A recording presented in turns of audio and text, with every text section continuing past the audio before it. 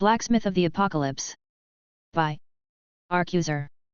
Chapter 1261. A Dazzling Place. So, what are you going to do now?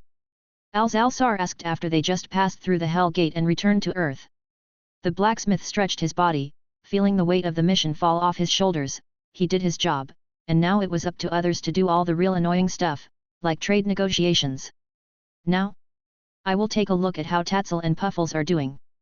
Then I will take a few days vacation doing nothing, and afterward, it will be about time to fulfill one of my promises and start working on that artifact blueprint Nom gave me, the blacksmith mused leisurely. As for the other promise he made, the lady wanted robes, not armor, so it was not his problem. Seth had already talked with Nico Booz and the tailor agreed to meet her, but he was currently bogged down with work. The need to produce your own materials as a master craftsman was something Seth could understand to a degree. The difference was that Seth needed rare metals and was able to make them in batches, so it took a lot less time out of his workday, as compared to Nico, who had to constantly produce his own yarn and fabric to create clothing. Especially since he was not only producing for himself but was also supporting Nadal, who was working hard to become a master himself. It would probably take a while before Daolun would even be able to talk about her ideas and have her measures taken. It was a good thing the cultivators were understanding and currently staying at Little Gamma as guests of Mina's march. When told that it may take a while before they could start working on their items, they didn't seem bothered at all. Seth would have expected Nom to push for the anti-poison token of his master, considering his condition, but even the half-rotten cultivator was ready to wait months and not just weeks for the completion of his 10-year wage. Apparently, the waiting period to have a master artificer on the continent to even see you was months. The actual production of a heaven-grade weapon could take years in some cases and still hold a certain chance of failing in the end. Compared to that, they were working at express speed. Well, imagining to create a legendary weapon without the aid of system skills or his smithy, Seth could roughly understand the time frame, especially since artificing was not the same as forging. So, where are you going for vacation? The sorceress asked him, breaking his idle thoughts. This time, the three had actually planned their vacation, unlike the 2 weeks where they just stayed at home or at close-by tree stations to recover from fatigue and mental strain. Oh, we chose a nice place to go to, this time around. Spring City, TS7-. Whoa, I love it. It's really warm here, Finn exclaimed excitedly when they stepped out of the system church in Spring City. Seth also felt the warm air blowing into his face, the moment the door was opened. Spring City, the tree station guarded by Senior White, the fallen deity. Judging by the completely changed climate around the city, it was easy to tell that the White Snake was recovering well, from the apocalypse in her home world and the journey to this new one. The blacksmith did not really have the time to visit her, after her initial arrival. She had been quite busy improving the place she was put in charge of, so he didn't have the time to see her during his last vacation. Now, he had come here with Mina and Finn for a short trip, to enjoy the different climate. Although the tree stations had a milder climate than the surrounding mountain terrain thanks to the cover of the guardian tree saplings and barriers, it didn't mean they ever had warm, or good weather. While the rest of Minas Mar had either a cold mountain climate or mild regulated weather, Spring City and some of the surrounding land had an almost summery weather and climate. It was the perfect vacation spot without leaving the safety of the district. The people of Spring City had even set up small resorts outside of the canopy of the tree, that even allowed the tourists to enjoy the view of the clear blue sky, unobstructed by the guardian flora's leaves.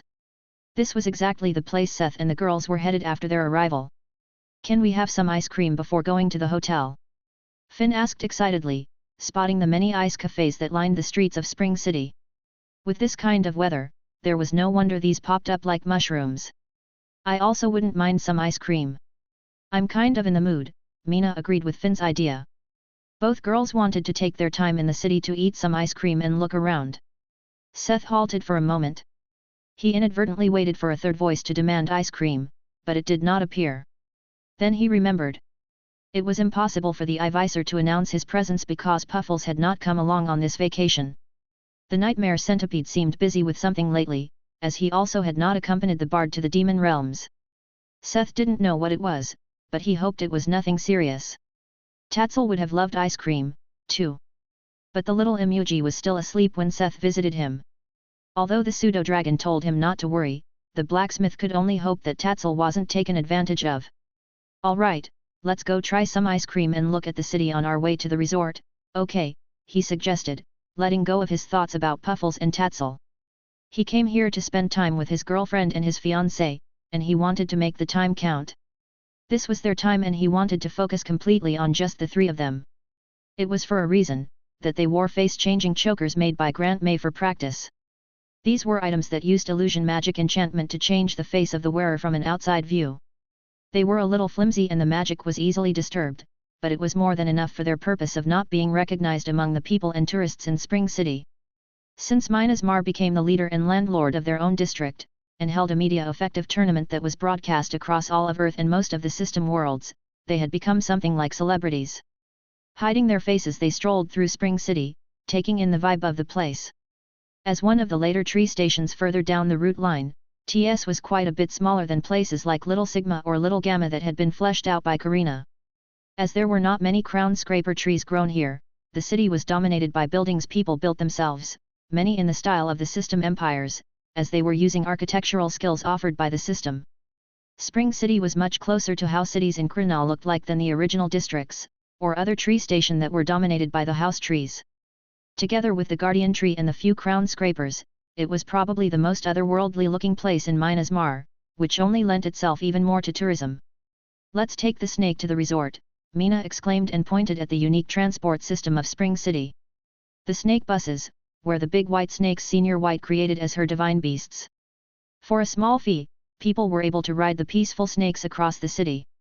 There was also a special ride service to the resorts situated outside of the tree crown coverage. They were noticeably bigger and they carried cabins instead of seats. Seth was a little confused, as he expected the place to be safe. Even if it was outside the cover of the tree and the barrier, the surrounding land was supposed to be cleansed from monsters. Was there a problem he was unaware of, or was it just a safety measure? Either way, it was good to be careful. He made a small mental note to ask Senior White when they visited her tomorrow. For now, they rode the snake to their hotel resort in the mountains to unwind and relax for the day. Chapter 1262 I Never Knew. The view was quite nice, as the stretch of highland between the location of Spring City and the resort, was on one hand half covered in snow, but on the other hand, it revealed patches of grass and flowers peeking out from below the cold blanket. 30 minutes later they were able to see their resort from the cabin on the back of the massive white snake. The divine beast of Senior White was quite adept with movement in the snow and plains as it slithered along with incredible speed. The resort they had booked was a hot spring resort, a style that was common in Sigma and Omega, where thermal wells were rather commonplace. Seth had often heard about these in the media, but he never had the chance to visit one before the fall of the districts. Before the apocalypse, the furthest he was ever away from Avernum, his home district, was a beach vacation in Ypsilon. After his parents died, he had not left a city at all. Forget Gamma or Sigma. Even Ypsilon or Cerebellum had been too far away for him. So this was the first time for Seth to experience a hot spring resort in the style of Northern Earth, even if the architecture was more that of the system worlds, than that of Earth. It just helped make the large structure of wood and stone look more enchanting. It was built along the mesa of a mountain, where the hot volcanic water formed large, clear pools. The giant snake easily passed through the fortified barrier of the resort before coming to a halt at the foot of said mountain. Once they and a few other guests got out of the cabin, another set of visitors entered, to return to Spring City. They watched the snake set off, quickly vanishing in the direction of the Guardian Tree at the horizon, before facing the way up. A winding set of stairs led up to the resort, through the beautiful little forest set up at the foot of the mountain. Of course, apart from the scenic route, there was also a magical glass elevator set up, that could bring them up to the resort, along a cliff of the mountain. Both ways up looked enticing.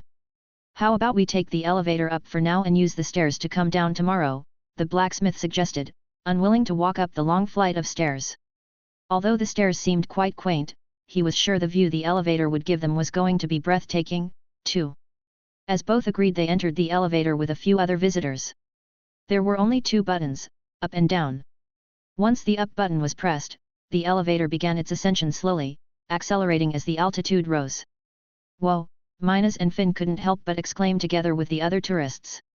Even if they were used to using flying mounts and the look of the Guardian Tree, even Seth felt touched by the scene revealing itself to them.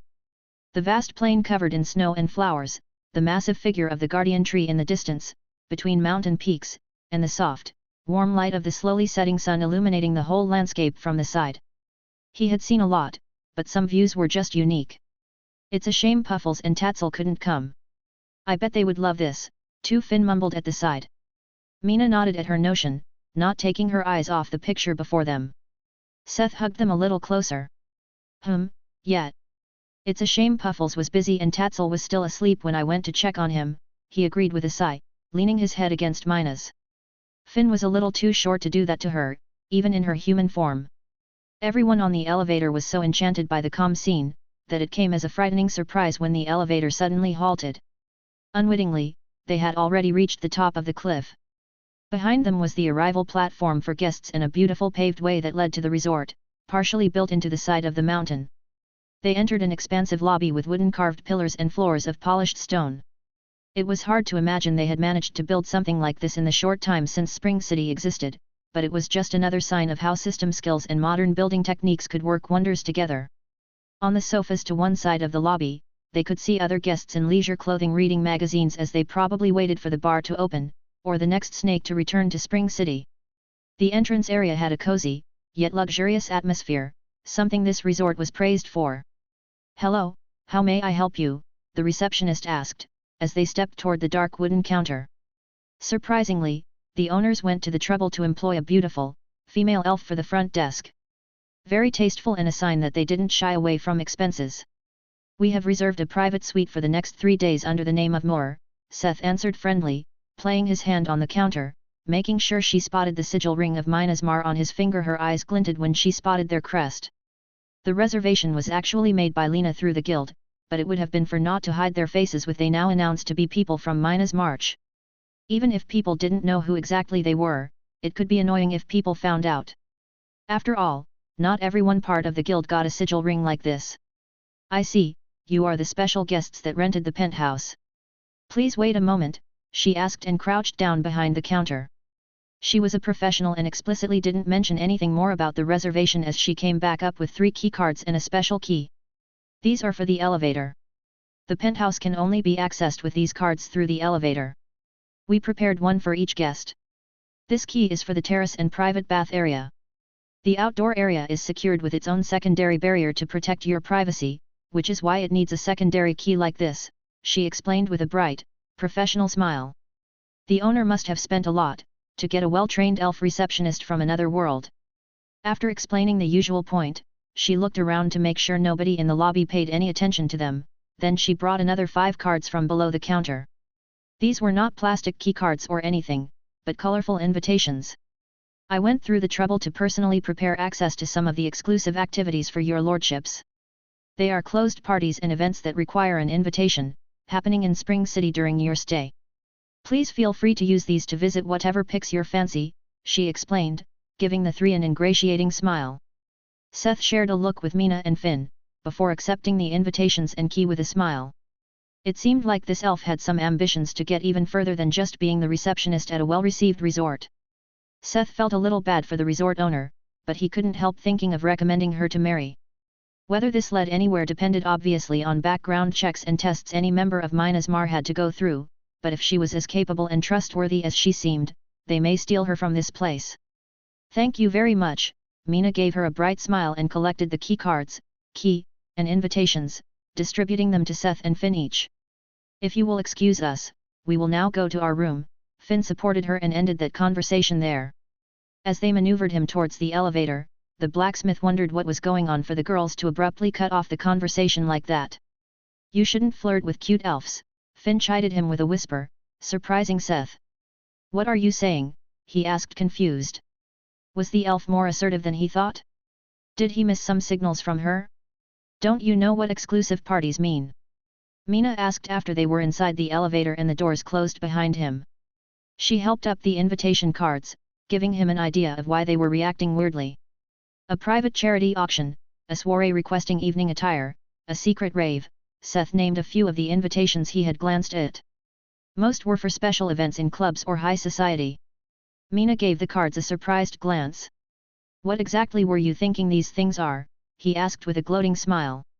He pulled Mina into a tight embrace, looking her deep in the eyes. It wasn't he who had misinterpreted the situation. "Did you think she invited us some kind of orgies? You girls have such a dirty mind. Is it because we didn't have much time together lately? It's nothing of the sort. Mina said but blushed embarrassed. Right. Nobles do these kinds of dirty parties all the time. It's not wrong to assume Finn accidentally confirmed what Mina tried to deny. Ho ho, then I know what we are doing tonight. Chapter 1263. When I'm way up here. After spending all night exploring the penthouse and the natural hot spring that was part of the private terrace and outdoor area, the three were in a great mood when they ordered breakfast in their room in the morning. The suite had several bedrooms, of which only one saw extensive use that night. Overall, it was almost as classy as the Tower Master quarters at Minas Mar, except for the outdoor area they lacked at home. Although they could have simply spent all day in the hot spring, enjoying each other's company, they came to Spring City to explore, so they appeared in the lobby soon after filling their stomachs and getting dressed. Finn and Mina had done some research online on Spring City's attractions during their free time, but the three of them decided to ask the receptionist if there were any secret must-haves in the city. Since she was able to get an exclusive invitation, she had to be knowledgeable about the area. Good morning, did you have a good stay? The elf receptionist greeted the three when they approached the reception after leaving the elevator. Her smile was as professional as ever. She properly hid her favoritism toward the guests from Minas March. I love the hot spring, Finn blurted out before Seth could say anything. We had a great stay, thank you. We are going to Spring City over the day. Do you have any tips for places we should visit? The blacksmith asked for recommendations. Oh, is it your first time in Spring City? She asked innocently, putting her pointer on her lower lip as she seemingly thought of recommendations. You should try the Petal Du restaurant. They say they have a craftsman-tier chef there, but they are probably completely booked already. If you would like, I could try and make a reservation in your name for you in the early evening, she suggested. The name of Minas Mar could open quite a few doors, even if the restaurant was possibly booked out. However, she obviously understood that they didn't want to throw their weight around, at least not in person. This time, Finn held back, but it was clear she wanted to go. Mina also seemed excited. As for Seth, the blacksmith was looking forward to the foot of someone close to becoming a master chef. Would it be better than Link's meals? Although the gourmet hunter also had a craftsman-tier cooking skill, there had to be a difference when compared to a dedicated chef class, right? I would be very thankful if you did so. Anything else? The bard asked. The invitations the elf had given them yesterday were all evening or nighttime activities, so they were looking for things to do over the day. Well, as for attractions, most are quite well known.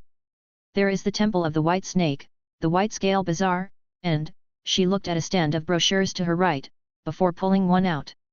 If you like nature, I recommend the Snake Tour. They visit several secured natural attractions in the area like the Petal Fields and the Great Drop, she said and handed him the brochure. It was your typical modern brochure, filled with pictures and descriptions of natural rock formations or scenic places to visit. It also held the schedule and pricing to join the Snake Tour. Technically it was a guided bus tour, where one of the big snake buses would take them to various places outside of Spring City. Oh, this sounds nice, too, Seth mumbled, taking it into consideration for their second day at the tree station. For today, they had already decided to visit the different attractions in Spring City, as well as Senior White and her temple. After the short talk, they left the resort and leisurely walked down the scenic staircase down to the foot of the mountain. It was quite long and Seth was happy they didn't take this to go up, but he had to admit that the view was exceptional, too. Where should we go first? Seth asked the two, who had made the rough plan for their stay here. Let's visit the White Scale Bazaar first, Mina suggested. The website said that it is best to come early, before the more popular stands sell out, the cat girl announced, obviously speaking about the specialty food sold on the food stalls, not the wares of traders. Seth had good memories of the bazaar. He and Finn visited a few on their journey all the way back then, and he often found fun things he had not expected in those places. The auction house was great if you knew what you were looking for, but the browsing experience was not the best. Oh yeah, and then we can go visit the temple for the noon sermon, the fairy exclaimed excitedly, mentioning one of the attractions of Spring City. While the Temple of Senior White was an attraction in itself, the sermons and rituals organized to happen at different times of the day were another big event for tourists to watch or take part in. Good, then we could visit Senior White after that. Depending on how long we stay, we could directly go for dinner at the Petal Du restaurant, the receptionist mentioned, the blacksmith added. With that, it seemed like their day was planned through. They got on the next snake ride and arrived back at the city while it was still quite early in the day. On the way, Finn and Mina explained to Seth about how the White Scale Bazaar was something Senior White had founded, as it reminded her of the lively marketplaces of her original home. Although she was not the governmental head of Spring City, as the guardian instated by Minas Mar and the only accepted religion in Tree Station 7, she still had a lot of power to make changes to the city. Since Minas Mar owned all the land, she could technically build whatever she wanted and manage it as she wished. Not only was the bazaar a vast square for people to set up stalls, but also offered a labyrinth of storefronts and shops that could be rented out for little money, but limited time.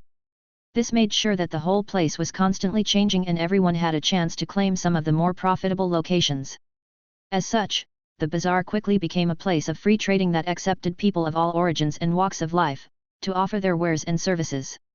Thanks to this market, TS7 was one of the few places still frequented by many off-world merchants, despite Grana cutting ties with Earth. As the two talked about the bazaar, Seth quickly realized that Senior White had really put some work into creating an intriguing and magical place on Earth. The bard actually got excited as he listened to the Minas and Finn's explanation.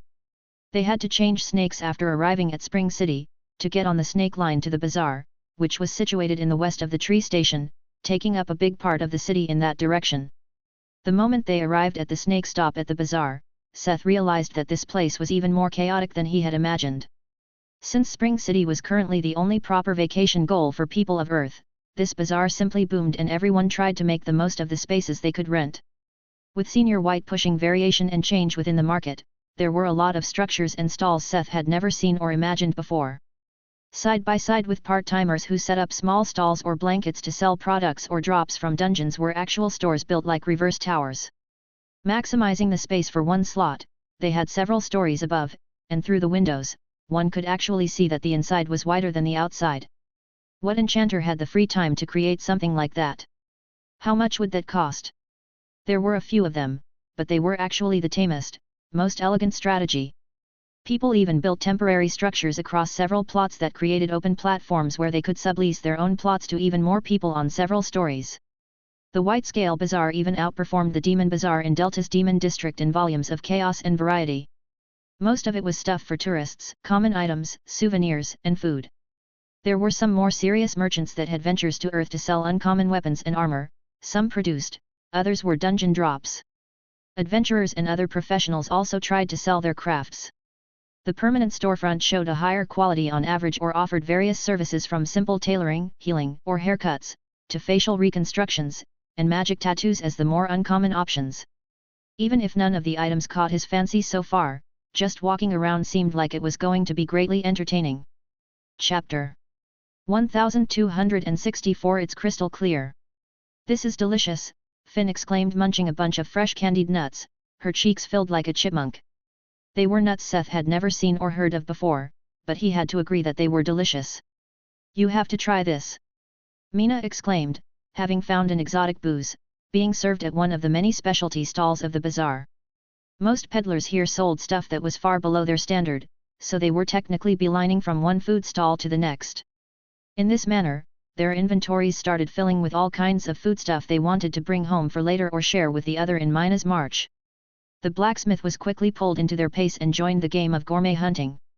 The bazaar itself was a fun attraction and the food hunt was so fun, that he even forgot to look out for hidden treasures or exotic items. Seth simply enjoyed his time until his eyes got stuck on an eccentric door at the further end of a makeshift alley. On the right side, many plots were taken up by a tent that advertised mounts and pets. The sounds of animals from inside supported this claim. Together if the several beats egg gacha stall on the opposite side, this was a very popular place and choke full with people. The beast egg gacha was also quite interesting, as it came from a world where even mammals came from eggs, so it was impossible to guess what would come from the egg, once it hatched. The potential to get a really powerful mount or pet even caught Finn and Mina's attention. Seth would have lied if he said he wasn't interested, but he doubted there were any pets better than Puffles and Tatzel for him, and at least Puffles would rip him a new one if he ever heard about these stalls, and the possibility that he may think so. Even the other stalls in this line profited from this popularity, which made that one plot at the right corner on the end stand out even more. The space was empty except for the massive wooden door standing in its center, but there were not even people stopping to look at the door, which was decorated with many artistic carvings and inlays of precious metal and stone. Just its worth as a piece of art would have justified a crowd of gawkers. Yet, for some reason, everyone ignored the door that looked like it was taken straight out of the illustration of a wizard's hut or tower in the middle of a forest. Seth couldn't help but try and appraise it with his eyes of the maestro. Urka's specialty shop for the sophisticated. Epic door. Entrance to Urka's specialty shop for the sophisticated. Observation requirement leave 75. Usage requirement, leave 80. It was Seth's first time to see a door that was actually a magic item, and the description said it was the entrance to a shop. At least the appraisal explained why nobody else took notice of it. The highest level among this crowd was currently 45. Someone needed to be at least leave 75 to see the door and needed to be leave 80 if they wanted to open it. A shop for the sophisticated, was this why there was a requirement to even see the entrance? The blacksmith couldn't help but be intrigued, reminded of the stories about mythical shops that offered incredible items, appearing and disappearing. What are you looking at? Mina asked, looking up from the beast eggs she and Finn were occupied by.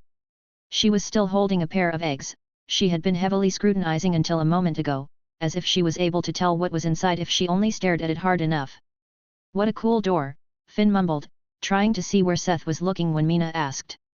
At the fairy's mumble, the cat girl also noticed the weird door that was being ignored. Her tail started wriggling with curiosity. Appraisal says it is a shop entrance that nobody below leave 75 can see. What do you think? Should we take a look? The bard asked, very sure that Mina was thinking of the same secret shop stories he was first reminded of when seeing the weird entrance. The answer was a resounding yes. After the two got the draws from the egg gotcha, they left that stall behind to investigate Urka's specialty shop for the sophisticated. Upon closer inspection, it really was just an eccentric door standing in the center of the plot. There was not even a door frame or something. For a lack of a better idea, Seth simply tried to push it open. He knew that he fulfilled the requirements, but it still came as a surprise when the door actually swung open with ease, revealing the entrance to a cozy-looking shop. The floor was made of thick wooden planks. The showroom of the shop was filled with shelves and stands that displayed an array of miscellaneous items ranging from consumables, over magic devices, to weapons and armor. At first glance, it seemed like a second-hand or thrift shop, but a quick glance with eyes of the maestro had the blacksmith gaping. Nothing he could appraise in the shop was below epic. The whole store was filled with epic and relic-rated items. At the counter sat an elderly lady with a huge mane of white hair. She didn't actually look old, maybe in her early 40s, but she gave off an ancient aura, you would only expect from someone that lived centuries. She wore a small pair of round glasses, a wide knitted jacket, and a green headband that tamed her wild hair that made her head resemble a dandelion. She greeted the three with a wide, friendly smile. Welcome to Urka's specialty shop for the sophisticated. I'm Urka. Are you looking for something specific, or are you just looking around? She greeted them when the door fell shut behind them. We didn't come in with something specific in mind, Seth answered her a little awkwardly. They had entered because they were curious, but it sounded stupid to say out loud. However, the blacksmith was sure they would be able to find something worthwhile, considering everything here was epic or better. Feel free to look around. Call me if something picks your fancy, she said happily. Standing behind the counter, she ignored them and began humming a happy tune as she polished some kind of goblet. After sharing a glance, the three started exploring the aisles of the mysterious shop. What's this? A compass. The fairy brute picked up a small golden compass from one of the shelves. It had beautiful, purely decorative engraving on the sides and an intricately painted dial. However, the needle stood still. Was it broken? Oh, that one is called the home finder. It is a compass that will always point at the way to the place you registered as home. Quite the practical thing for gate jumpers and world merchants, Urka explained from behind her counter before Seth could even use his appraisal skill, much less answer. Finn looked up at Seth to confirm that it was true. The blacksmith simply nodded. What Urka said fit the appraisal result. It was really an item that would help you find a home. The only caveat to that was that it was the shortest physical path, not necessarily the quickest possible option. That sounds kinda romantic. How much is it? The chosen of Bess asked excitedly. Commemorating that you are my second customer in this place, I will give you a special deal, 15 gold and it is yours, she offered. 15 gold were a lot of money, however, it was an average price for an epic item. If it was Seth, he may have been inclined to just pay, however. 5 gold, the human-sized fairy said confidently and stepped to the counter, with the compass. Finn immediately started to haggle, however, Urka didn't seem offended and their battle became more of a bickering until they finally settled on 9 gold, 22 silver and 13 bronze coins. Finn really fought tooth and nail with the old shopkeeper, to the point where Seth began to question whether this kind of haggling was a matter of age. After all, Finn was technically over 200 years old, too. Okay, we can continue looking. Finn said happily after making her purchase. Chapter 1265. I'm in a whole aisle. As they continued through the aisles they came across a few interesting items like arcane kitchen utensils or the equivalent of mana-driven power tools. One even was a magic enchantment engraver, similar to a rotary tool. It also came with various bits that could be swapped depending on the rating of the material used. Seth himself had come across this problem when working with adamantium. As its legend suggested, it was incredibly durable, making it hard to forge but even harder to engrave. The blacksmith had solved that problem by making a set of adamantium engraving tools and heating the finished items to soften it for engraving. He also tried etching adamantium with demonic runes, but he had no acid strong enough to eat away at adamantium. But even if he had, how was he supposed to use it? Make an adamantium brush? So that option was out of the question. They kept going around the aisles, slowly realizing that this place was much larger than they thought and offered a lot more variety than just enchanted knickknacks. There were shelves full of ancient scrolls and books, as well as stand of armor and weapons. All of it epic or above grade, at least the things he could appraise. Oh, I like the design of this one, Mina mentioned, pointing at a unique leather armor displayed on a wooden puppet. The set was mostly black, with nuances of blue and dark brown mixed in, as well as some dark, polished gems set into various places. The hood came with a face shield so that only the eyes of the wearer would be exposed. Blackbird armor was what the sign on the stand called it. It also came with a short explanation of the overall effects of the items, which mirrored what Seth's appraisal told him. However, the stats of the epic armor couldn't even begin to compare to Mina's current equipment. It was really just the looks that caught her attention. We could buy it and I could use it as a template for your next one, Seth suggested, although he wasn't sure whether he was going to be the main contributor to this. Although he hated to admit it, when it came to leather and fabric, Nico was better at working with them. As one would expect from a master tailor. When the blacksmith worked with leather in the past he reinforced it to treat it almost like metal most of the time, which was not the most ideal way to approach it. Since they finally got their hand on legendary leather, it was best to leave working with the scarce material to the master. Taking note of the armor set, they kept exploring until something actually caught Seth's eye. They had wandered into a section that resembled the armory of a disheveled wizard. Rows of weapons on stands were intercepted by shelves filled with tattered scrolls. At least at first sight, but when Seth looked over it with eyes of the maestro his breath stopped. The items on the shelves were not simply some tattered scrolls, but the expensive enchantment scrolls used for learning new enchantments quickly and blueprints. Seth had seen and used some back when he learned Undertward. Enchantment scrolls were something that needed a very high level of skill and a lot of time to craft, in addition to the cost of special paper. Even on the auction house, these were sparse, partially because people didn't like to share their enchantments. Technically, Seth could make these, too, but he had never bothered learning how since he had no real need to. The blueprints on the shelves were similar in nature. A blacksmith with a high enough blueprint could create blueprints to share them with other holders of the skill, who could then learn how to copy the item. What shocked him even more was that many of the scrolls matched the weapons displayed on the respective shelves. Unfortunately, he had long since enlarged his catalog of enchantments by buying items from the auction house, so nothing on the shelves was of real interest. Suddenly seeing such a huge collection of a usually rare and expensive item still came as a big shock. Most of the blueprints were also things he could make himself or already did make himself. Still, there was no guarantee they were all like that, so Seth kept scouring the displays together with Finn and Mina, who would point and talk about a weapon or armor once in a while.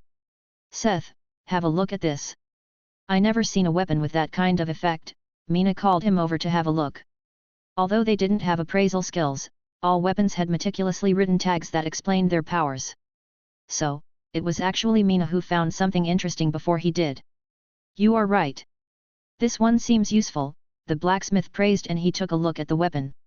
The item Mina had found was called the Thunderer, it literally said so in its description, and it was a relic-rated mace. The head was quite mangled and the only thing that looked slightly out of the ordinary about it was the massive purple crystal at the end of the handle. Now, a lightning mace was not that uncommon, however, that wasn't all this was. Thunderer. Relic. Physical attack 1500/1700. Mag attack 1200. Durability, 765/1500. 1 plus 50% on energy-based attacks. 2 plus 75% lightning magic damage. 3 charged. 420 armor destruction. 525% armor penetration. 6 toggle skill, lightning cloud. 7 active skill, thunder strike. A shocking mace created by craftsman Oakengard. This damaged relic was originally created for the battle against the undead, but later found its way into a dilapidated shop to gather dust. Seth was slightly bewildered by the description, which seemed a little judgy about Urka's specialty shop, but he didn't dwell on it. At first glance, the options were nothing overwhelming, neither were the materials it was made of. He didn't need the description to recognize magic steel. No, what was special about this mace was the enchantment and the way it worked. The big gem at its hilt that looked like a pommel was called a lightning tourmaline. Now this alone was nothing new to Seth. The Tower Master was familiar with using gems as a power source for enchanted weapons. He even knew the practice of using gems with elemental affinities to give the weapon a certain elemental magic damage. However, where others would usually use circuits to either create an elemental effect from neutral mana or have the elemental effect just an add-on to the circuit's power, craftsman Oakengard took this a step further with the Lightning Cloud skill. Toggle skill. Lightning Cloud. Every 5 seconds the mace will generate a ball of lightning which will hover in the vicinity of the user and automatically attack any hostile entity.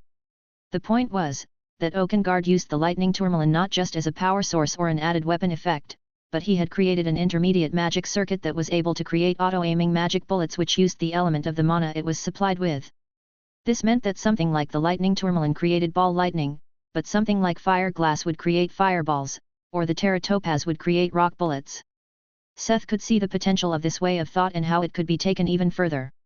They continued looking and Seth saw a few more items with similar concepts, using an elemental energy source and fusing it with a more abstract magic circuit for a higher concept of enchantment.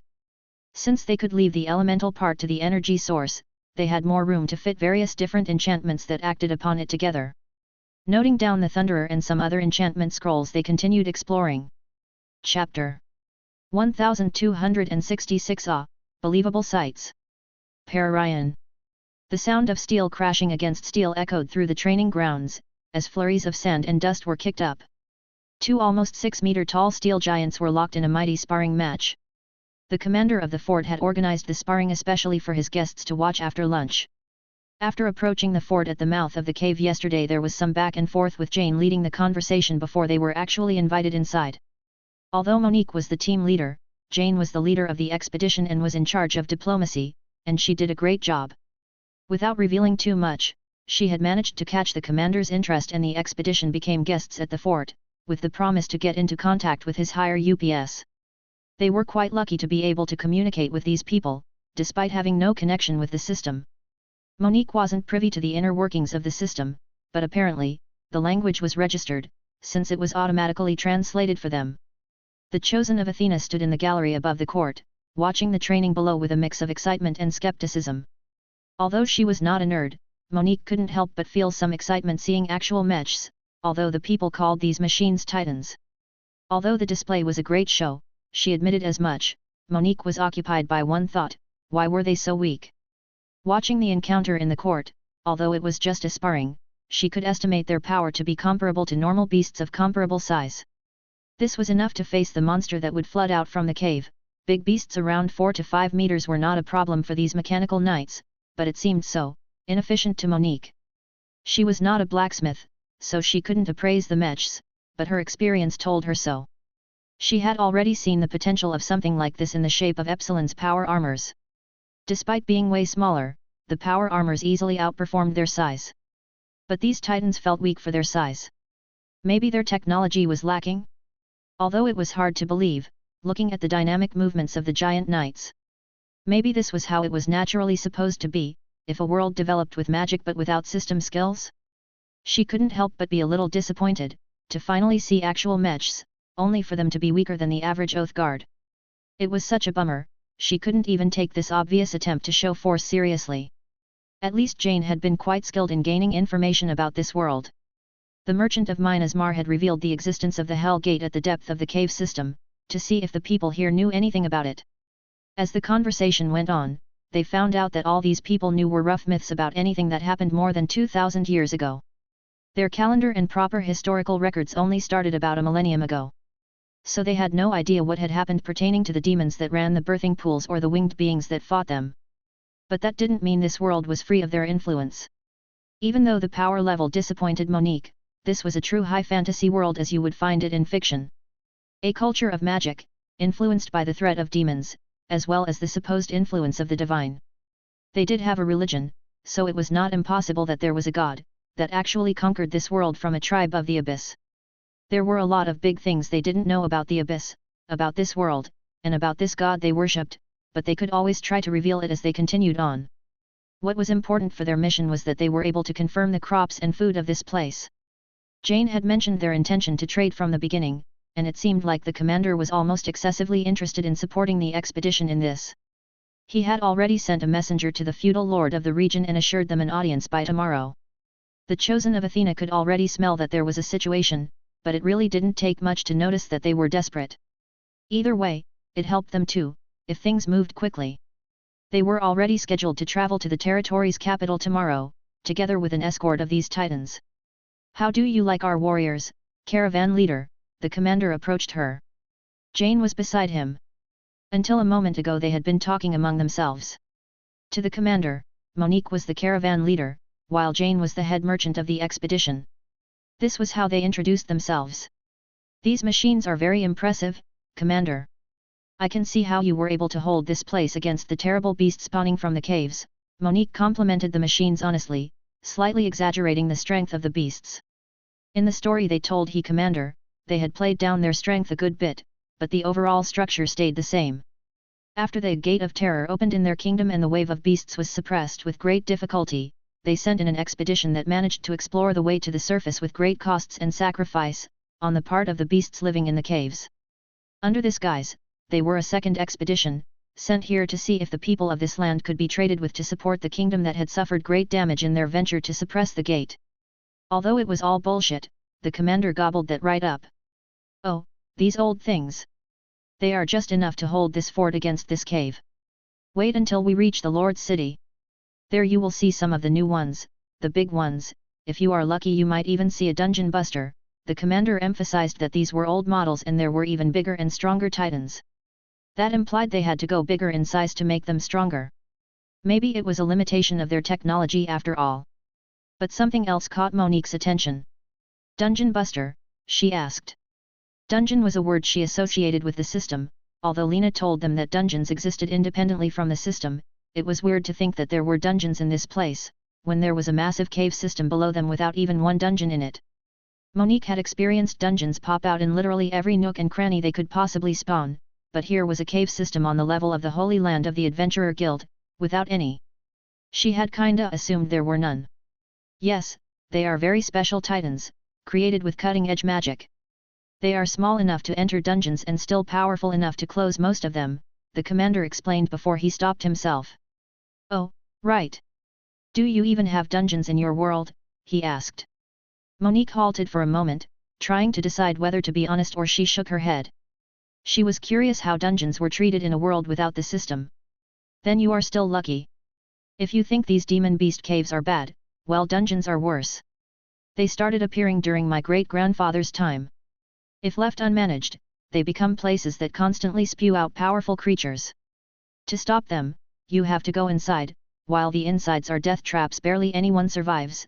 The commander explained how they perceived dungeons. Monique had gotten so used to clearing dungeons, that it came as something of a culture shock, hearing someone describe them as terrifying death traps. Although this was a proper description of unmanaged dungeons, something didn't seem to make sense. If Monique died in a dungeon, she could revive at an adventurer's guild, but the man talked as if they didn't have the adventurer's guild here.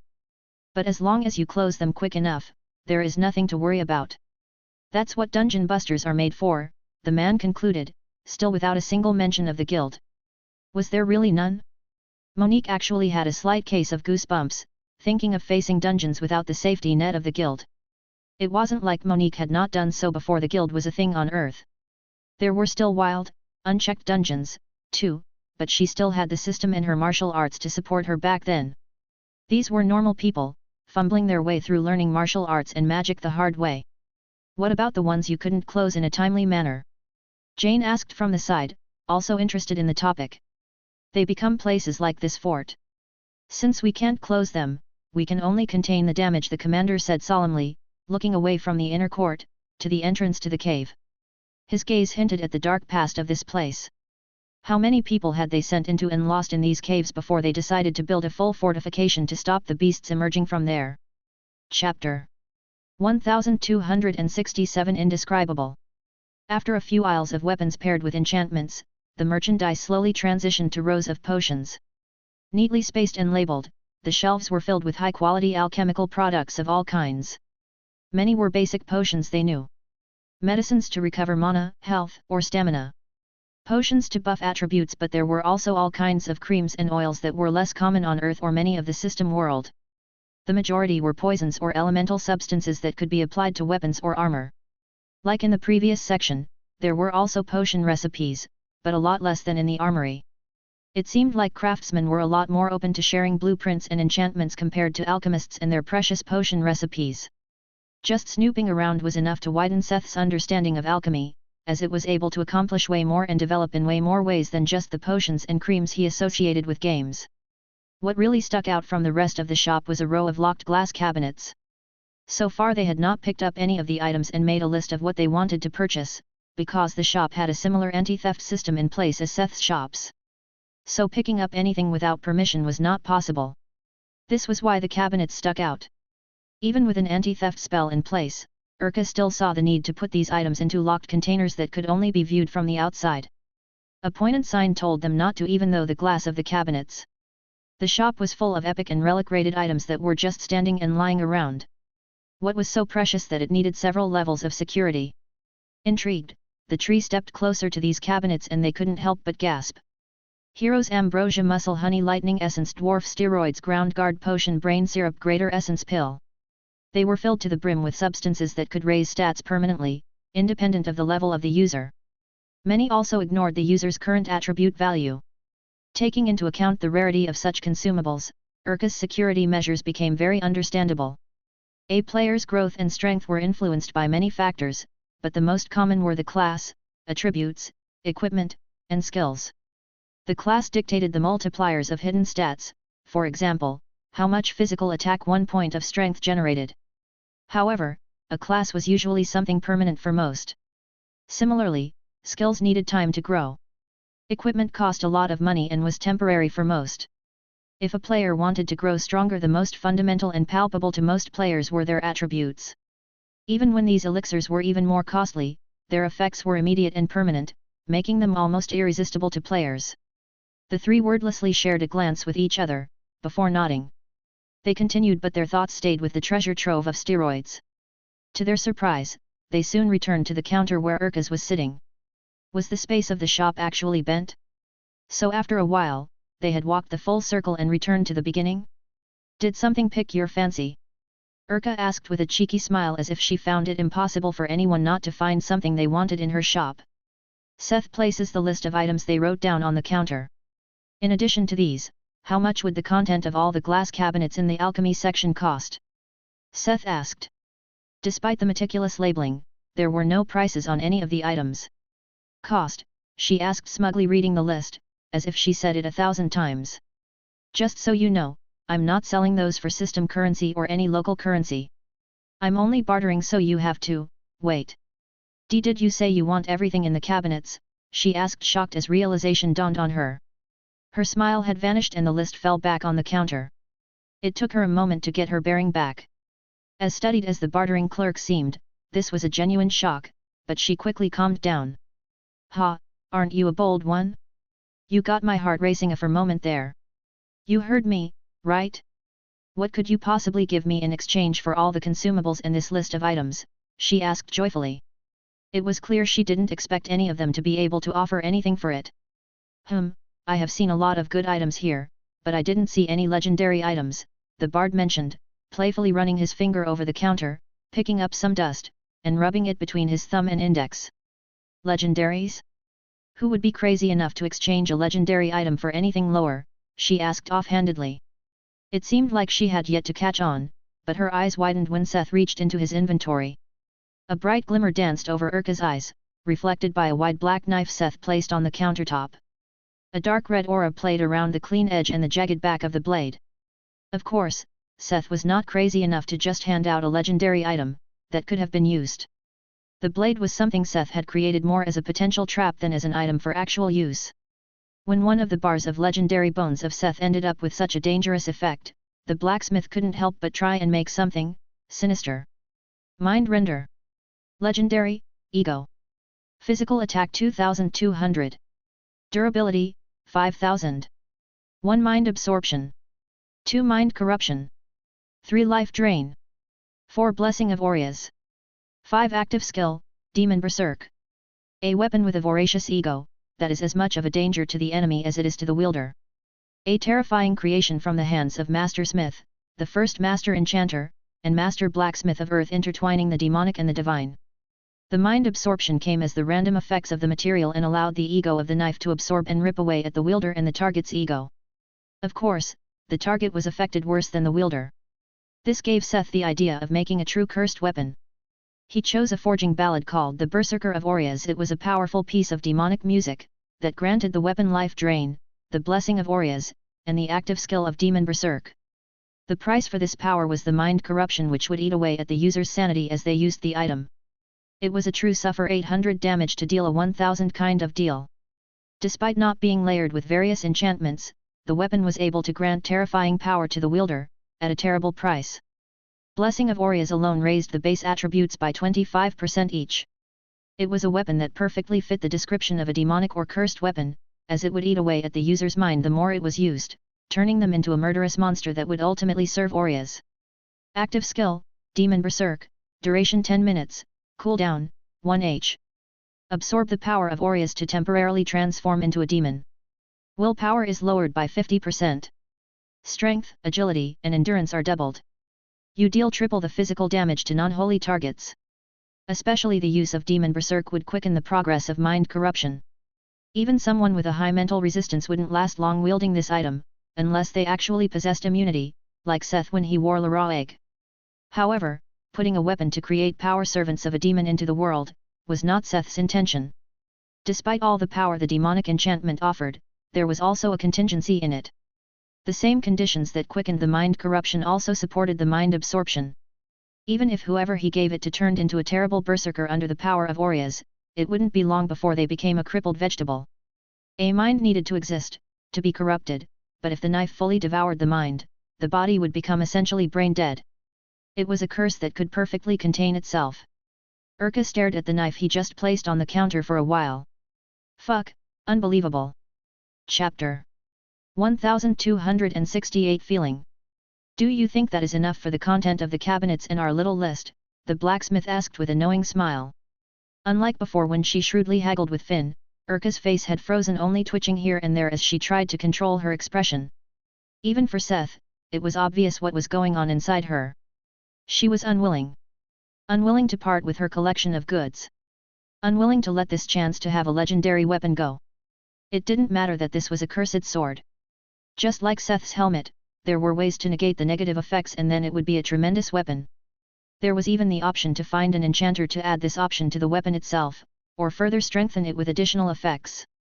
It was a fact that this was a legendary ego weapon with the potential to be even stronger, which placed it among the better legendary artifacts out there. Even among legendary weapons, there were tiers depending on the effects and their usefulness, obviously. Seth had taken this into account when he offered the knife. Even when the medicines in the cabinets were incredibly precious, their worth was only monetary. They could be produced, she could always get her hands on more of those. Maybe Urka could even make some of them herself? But the weapon Seth offered was an original piece that she would not see again. If the bard judged her correctly based on the shop she was running, her collector's instinct wouldn't be able to resist it, as long as his demand stayed within boundaries, and his current one just scratched that limit, leaving Urka in her current state. She didn't say anything, but gave him a deadly stare, as if she tried to shoot a laser beam through his skull. Her lips were pressed together, becoming a thin white line. Seth simply looked at her as he waited for her to end the awkward silence. How about 2/3 of the medicines in your list, she suggested with a strained smile. She looked like she was about to cry tears of blood. But it did not affect Seth. I'm not haggling with you. This is a take it or leave it deal, the bard answered mercilessly, and a nuance of voice of Seth was swinging in his voice to make sure she got the message. This was a legendary item, something that would usually end up as a national treasure in smaller kingdoms. T3/4 in the list, she tried raising her offer a little, despite knowing that the blacksmith was not going to haggle with her. Seth just shook his head coldly. Boy, you are really breaking my balls over here, she pleaded. I don't care about your bodily defects. You know the offer, make your decision, Seth said slowly, leaning over the counter. For a moment she was vibrating, as if she was about to explode, but suddenly all tension left her with a big sigh. You are such a hard nut to crack. Fine, you won, she said absolutely relaxed. It had all just been a big act to try and make him lower the price. Even if she was agitated, Urka had completely exaggerated her reaction to seem more pitiful. Too bad for her, that didn't work on Seth. Wait here for a moment, I will retrieve your items, she said, and vanished with their list through a door in the back. It's still a legendary weapon. Are you sure about this? Mina asked, looking at the sinister knife Seth had placed on the counter. He knew how she felt. Just looking at it had his skin crawling. That was the power of Aureas passively emanating from the blade. It's a weapon with limited potential, even if someone manages to overcome its drawbacks, the blacksmith answered, looking at the knife. As mentioned, there were ways to counter the negative effects, but it would also mean giving up on even better options. If there was someone who had a skill or another item like Seth, that could block the effects, then the knife would become a great asset, if improved further. On another, more gruesome note, Seth suspected that further enchantments were not the only way the knife could improve. The voracious ego was a factor that acted as a failsafe for the mental corruption, but the ego itself was not kept in check by anything. The bard couldn't imagine what would happen to the basic ego if it kept absorbing the minds of its wielders. Maybe it would even develop skills of its own and become an independent entity? However, Seth was not the one that would sacrifice people to the knife, to see where that was going.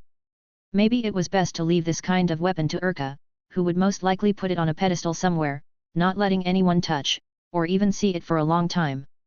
If trading it here led to the knife being sealed as a decorative piece in this shop, maybe that was the best outcome. Here we go.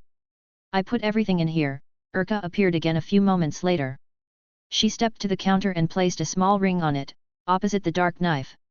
The tower master questioned it for a moment before he realized what was going on. A storage ring, he asked, a little surprised. He had seen some of the wealthier and more powerful cultivators use these in the past. Mast Mountain even had one that could store a living person, or so he heard. You know about it? That makes things easier. Until you three appeared, I started doubting whether I landed in a system world. Bunch of weirdos calling epic and relics earth and heaven grade items. But these rings they exchanged are quite neat. Urka rambled a little about her previous customers. There were cultivators here? Seth asked suspiciously. It was no big wonder that few high-level players would randomly appear in a tourist attraction like the White-Scale Bazaar, but to think cultivators above Level 80 were roaming in the streets of Spring City raised some questions. Is that what you call them here? There were a few. 4 or 5, I think, she said with a shrug, but did not elaborate further. But enough gossip, let's get back to business. Check the contents, she said and tapped on the ring. Seth looked at her for a moment, before pulling out a second list, which had all the names of the medicines in the cabinet and the number of them written on it. Then he checked the ring by touching it and infusing his mental power into it. By the courtesy of the system, the interaction with spatial rings had changed since the system partially assimilated the voracious cloud continent. So after Seth infused his mental power, it opened an inventory window with the contents of the ring. This worked a little differently from his own inventory, as it was literally just a list of everything that was crammed into the finite space of the storage ring. Checking the contents against his list of medicines and the list of items, Seth quickly confirmed that Urka had not tried to scam them. Everything they wanted was in the ring. Everything to your satisfaction, the old shopkeeper asked him with a knowing smile. At no point did she seem offended by his distrust. Yup, everything's here. Pleasure doing business with you, Seth finally said and offered his hand to finish the deal. The pleasure is mine. Who would have thought I would finally get a legendary item in my shop? She accepted his handshake with a strong grip. As they were finished in the shop, they said their farewells and left. Stepping out from the store standing in the middle of the little shop lot, the trio noticed that the sun already stood high in the sky. Shocked, they checked the time, finding that it was already past lunchtime. We have to hurry if we want to see the ceremony. Finn exclaimed agitated. She and Mina had been looking forward to this since they planned the trip. Pressured by the fear of missing out, they hurriedly left the bazaar, not stopping at the snake station because the snake was too slow.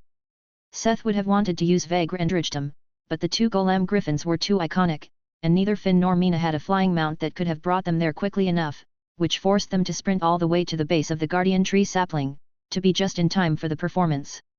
Chapter 1269 Soaring, Tumbling. The city was filled with boisterous, ethereal music as the procession of the noon sermon began walking down the main street. Pale priestesses with their signature white hair and red eyes that followed the blessing of Senior White danced a complicated choreography, using artistic implements to make the ceremony look even more divine. Among the priestesses were big snakes with silver scales doing their very own show, sometimes weaving and connecting with the women's dance. Figures were soaring, tumbling, swaying, and freewheeling all around. Altogether it created a massive, otherworldly parade that slowly moved from a square.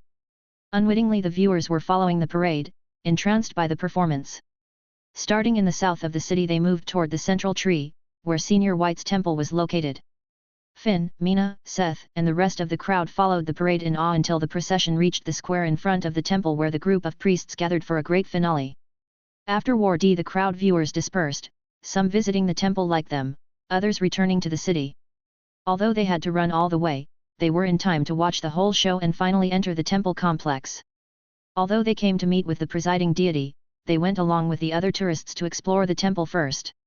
Seth couldn't help but to think, that ultimately, deity business was also just business. There were many smaller and bigger attractions built for visitors where they could wish, pray, or pay for smaller blessings or miracles. The temple also sold simple souvenirs, charms and, as far as Seth knew, they also allowed their priests to be hired as part of adventurer parties. Although the priests of the White Snake were not your typical clerics, they were very popular among parties across Minas Mar, or so it said on the brochure the blacksmith got at one of the booths. Unlike normal priests, who usually acted as healers, or holy tanks and damage dealers, Senior White's disciples were a unique kind of mid-range casters. Like some witches, they used holy beasts, a white snake they personally raised and contracted with, as their familiar to cast spells and attack. They had the potential to be a tough support or train in the direction of a caster focused on damage. The temple complex was not old, but it followed a slightly unique design of Senior White's world, which made it fun to explore the exotic structure. Ultimately they left behind the more common places meant for tourists and walked deeper into the domain of the priestesses and their deity. Please wait, visitors are not allowed past this point, a friendly priestess promptly appeared, asking them to return. We have an appointment, Seth simply said and flashed his sigil ring in front of her. She seemed confused for a moment before her eyes widened. She had realized who they were and quickly bowed to them. I'm sorry. Please follow me. The goddess is already waiting for you, she said with a genuine smile. It was smaller compared to the previous business smile, but much softer and more natural. The three followed the priestess past various gates and archways before they finally reached the very foot of the guardian tree sapling. You are finally here, Seth, Mina, Finn, the languidly, launching lady laughed as they climbed up the stairs to her lavish recliner. Senior White still looked like the first time he witnessed her take a human form. A woman covered in white scales, wearing a wide white robe. Her face was fair and androgynous, charming men and women alike. She had the same signature white hair as her priestesses, flowing all the way down to her hips. It has been a while, Senior White, the bard greeted the deity friend. Priestesses quickly hurried over, setting up chairs and a table for the guests. The White Snake joined them. How have you been? Seth asked as the servers set up tea and snacks for the four of them. Thanks to your favor, I have been able to recover quite well, she said with a calm smile. The blacksmith could see that she was not just talking about her powers as a god. The last time they met was when she came to Earth, following his invitation. Her behavior had not changed from back then, but she had lost the hidden sadness that loomed over her. It seemed like she finally started to overcome the loss of her people, building a new family in this place. I'm glad to hear this, the bard answered with a smile. Following the greeting, the group talked about Spring City and current news. Especially Finn and Mina were caught in an avid conversation about the previous procession with Senior White. Inevitably, they also talked about the shop they had visited. But when Seth mentioned that there had been cultivators visiting that shop, Senior White was not surprised in the least. Although they are banned from using the system church in Spring City, I do allow cultivators entrance to the town. As long as they commit no wrong, I don't mind them, the White Snake revealed. She smiled understandingly when she saw the gazes of doubt on the three faces. Although they had some allies among cultivators and it was acknowledged that not all of them were scum, there was no guarantee that there was not scum among those that entered. Apart from that, the Pythian village had shown that the cultural differences between them, general players and Erdhans easily led to conflicts. Before she spoke, White balled her fist and opened it again to show them her palm. On said palm, a tiny silver snake appeared. Although it moves like a living being, it looked like a silver ornament with ruby red eyes. People like cultivators who have questionable origin or background are mandated to wear these snakelets upon entering. They observe and record all their action. Within my realm, these children will also be able to make their own judgments pertaining to the actions of their target. If they come here to cause trouble, start fights, or are involved in other nefarious business, they will be taken down and captured immediately. As if on cue, the tiny snake brandished its poison fangs with a dangerous hissing, though it was incredibly cute because of the tiny size of the divine beast. Ah, Mina reacted to the cute performance of the snakelet. Senior White placed the snake on the table, where it was exposed to Finn's and Mina's love. Whether it enjoyed or suffered this fate was unclear. Seth didn't doubt her word. Senior White was a proper deity, not a freshly ascended guardian deity like Python, or a god who technically died and was slowly coming back to life like Sam Hatch. However, Senior White had not finished talking. It's a shame that I have little influence on what happens outside of my realm, she added, looking fondly at the snake that was caressed by the two girls. Seth's doubts were back at peak and the two girls also looked up at the deity. Elaborate, the blacksmith asked her. Senior White seemed a little uncomfortable talking about it, but she also didn't seem like she wanted to keep it a secret. After a moment of indecisiveness, she finally spoke up. My negligence may have caused a problem.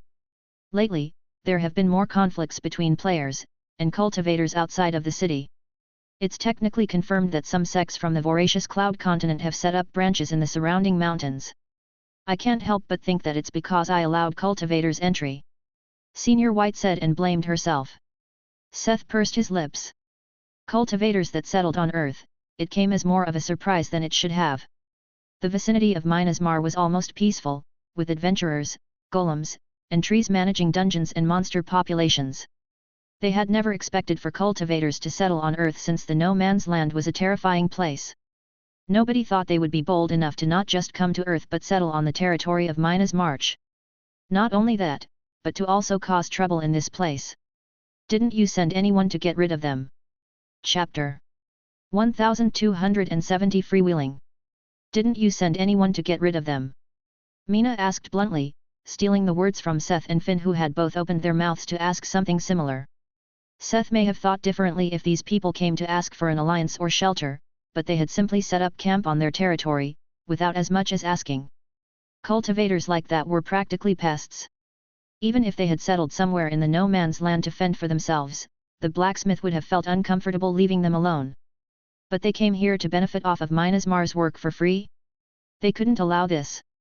Otherwise, these people would flock to Earth and soon they may be swarmed by hostile forces, encroaching on their own home turf. I did, but many of the adventurers I sent to find them didn't come back.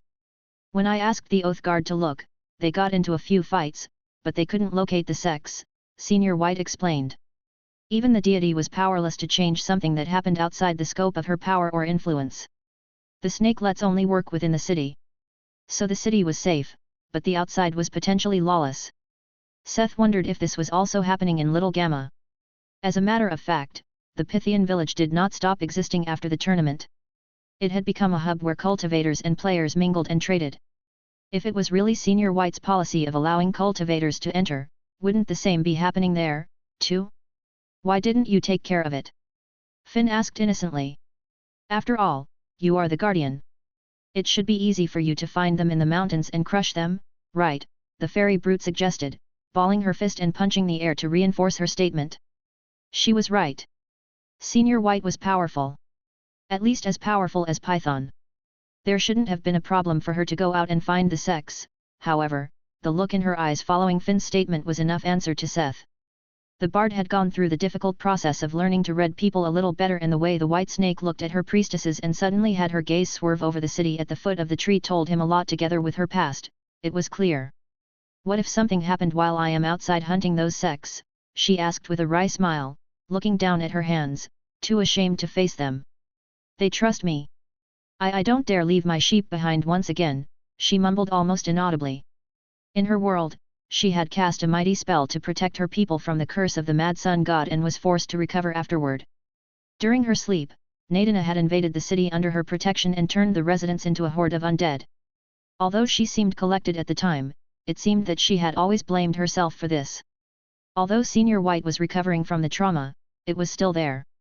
Even if the thought that something could happen to the tree station in her absence was absurd and unrealistic, she couldn't stop worrying about it. At some point, there may come a time when she could overcome her past. Maybe she would even need a nudge to do so, but this was not the moment.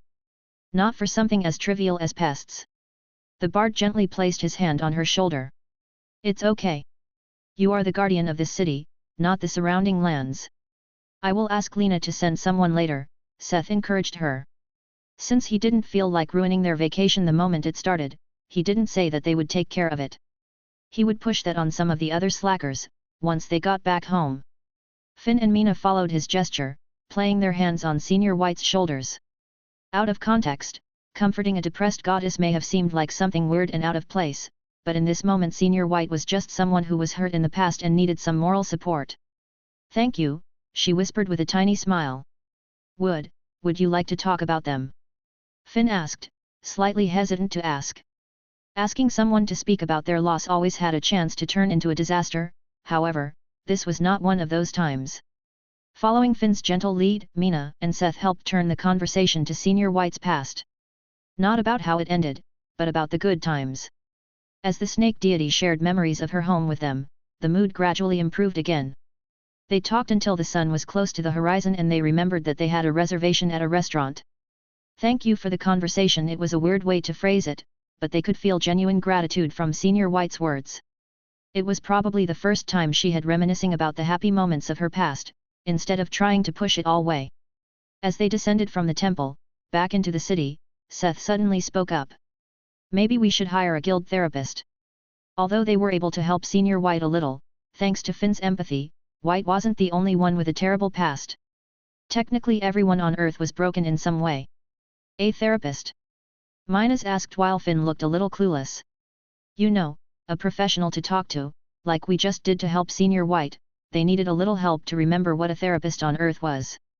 It was safe to say that everyone on Earth could need one, but those guys could go to literally any still existing therapist. The reason Seth suggested a guild therapist was confidentiality.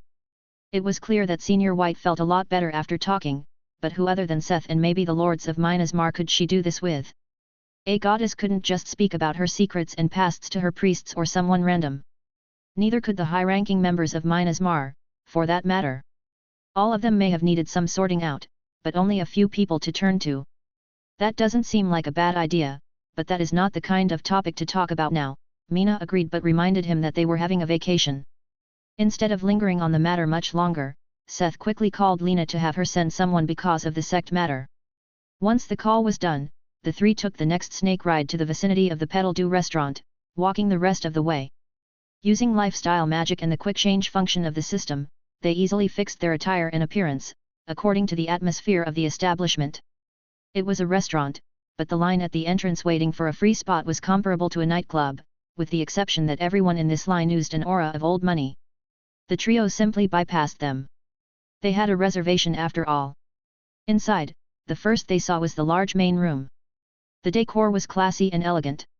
One could almost feel how expensive everything was. Filling the room with even more odor of money were the customers.